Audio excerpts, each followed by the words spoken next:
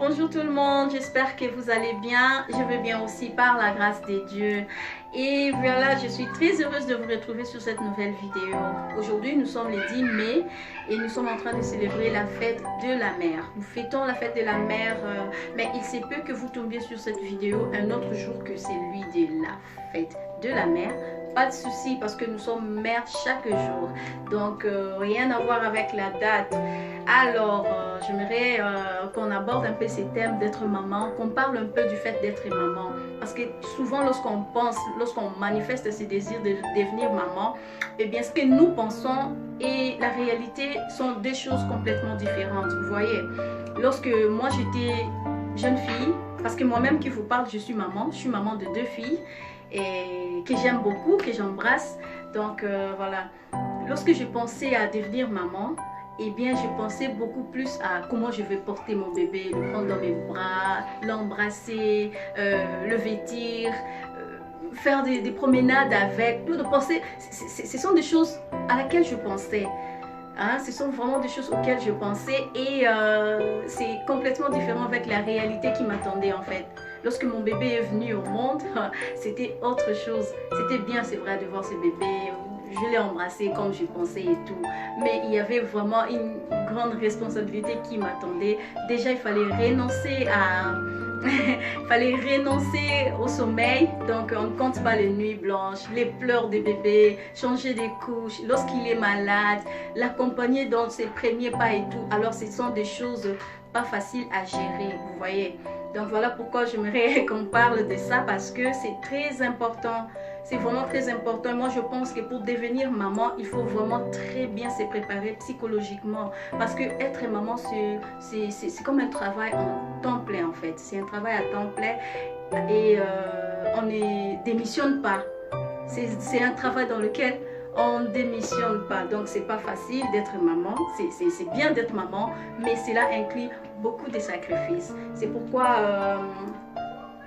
moi, quand je vois nos jeunes sœurs ou nos jeunes frères engrosser nos sœurs, hein, et puis ils prennent pas soin de l'enfant, ils accompagnent pas la femme dans tout ce qu'il faut faire pour accueillir le bébé, pour que le bébé puisse grandir dans un environnement sain, dans un environnement d'amour, dans un environnement qui va le permettre de bien vivre ses premières années. Je suis vraiment choquée, je suis désolée pour ça, ça fait très mal parce que c'est une phase en fait où l'enfant a besoin de beaucoup d'attention. Vous voyez, lorsqu'on est maman, on donne tout ce qu'on a aux enfants.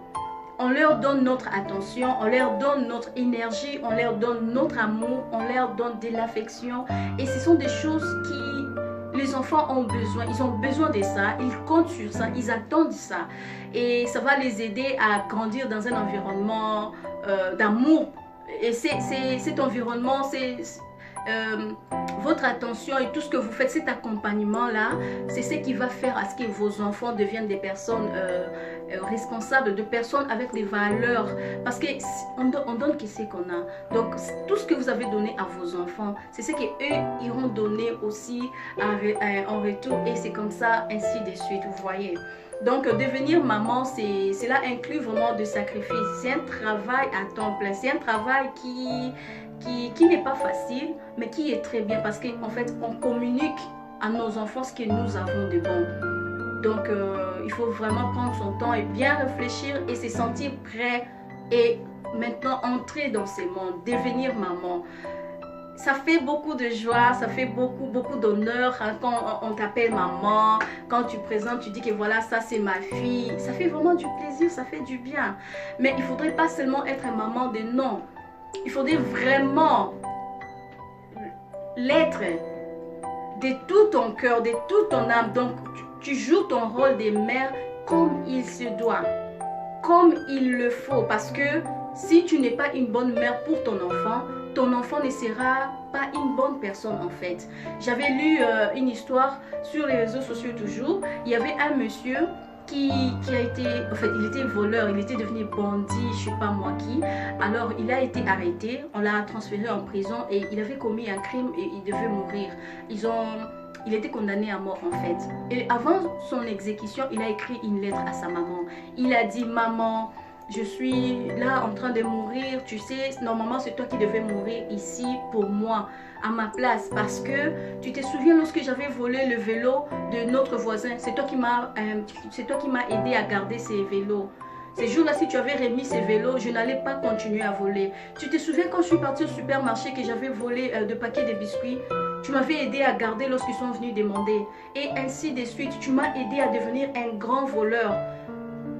Et je suis en train de mourir, il fallait que tu meures avec moi parce que c'est toi qui m'as entraîné dans ça. Vous voyez un peu? Donc être maman, même si nous aimons nos enfants, même si nous les chérissons comme pas possible, même nous ne devons pas tolérer nos enfants de faire tout ce qu'ils doivent faire, tout ce qu'ils veulent faire. Nous les aimons, nous sommes bons avec eux, mais nous devons les corriger dans ce qu'ils font. Être maman, c'est de la responsabilité. Ce n'est pas seulement montrer aux gens que je suis maman, mais c'est vraiment de bien prendre ses rôles, bien s'imprégner dans ce rôle des mamans. Une maman est un psychologue, une maman est un médecin, une maman est un moniteur ou monitrice, je ne sais pas, maîtresse ou maître, professeur. Une maman est tout à la fois. Alors c'est un travail très épuisant qui demande aussi que nous puissions parfois nous ressourcer. Donc ce que moi je peux vous demander de faire, c'est quoi? Lorsque vous vous sentez très épuisé, vous sentez qu'il n'y a plus rien à donner, eh bien ne vous en faites pas. Confiez vos enfants à quelqu'un de sûr, quelqu'un de confiance, et prenez le temps d'être vous-même, prenez le temps de passer du temps avec vous-même, prenez de l'air, allez, je sais pas moi, au restaurant, allez faire du shopping, faites tout ce que vous pouvez faire, mais ce qui va vous aider à... Tu peux passer. Ce qui va vous aider à faire... à se ressourcer pour redevenir comme des legs, non? Et puis il monte dans la montagne, il se déplume et puis après il devient encore, il revient avec force, j'allais dire. Donc voilà, c'est un travail fatigant, c'est un travail vraiment qui ne nous permet pas d'être relax tout le temps. Surtout quand tu as des enfants en bas âge comme moi, mes filles, elles sont encore toutes petites. Alors, elles dépendent complètement de moi. Tu peux être là, tu veux te reposer, mais elles viennent, elles ont besoin que tu fasses ça et ça avec eux. C'est pas facile. Il faut s'organiser aussi. Vous devez vraiment vous organiser, noter, ayez toujours un agenda ou un programme que vous avez accroché quelque part. Vous savez que ça, c'est l'heure de faire ceci, ça, c'est l'heure de faire cela, et pour que vous ne soyez pas brouillés. Et faites aussi inculquer cela à vos enfants. Ils doivent déjà savoir que, par exemple, lorsque nous revenons de l'école, vers 15 h, nous devons nous laver les mains et puis nous échanger. Ensuite, manger, passer à table, et puis après nous avons un temps de suivre la télé, et puis nous allons faire nos devoirs, et ainsi de suite. Et puis avant de dormir, nous allons un peu jouer avec maman, ensuite nous irons prier et dormir. Si vos enfants savent déjà comment est-ce que, s'ils savent respecter vos programmes, vous voyez que vous ne serez pas trop embrouillés, vous ne serez pas trop coincés, quoi, un peu bloqués, mais vous allez vraiment... Les gens me demandent souvent, mais tu fais comment en fait pour gérer tout ça? Tu vas toi-même, tu as toi-même tes activités, tu amènes les enfants à l'école et puis tu passes comme ça à la télé faire des vidéos, des super vidéos pour nous. Et tu fais comment tu manages ça? Eh bien c'est juste l'agenda. Jazz Agenda.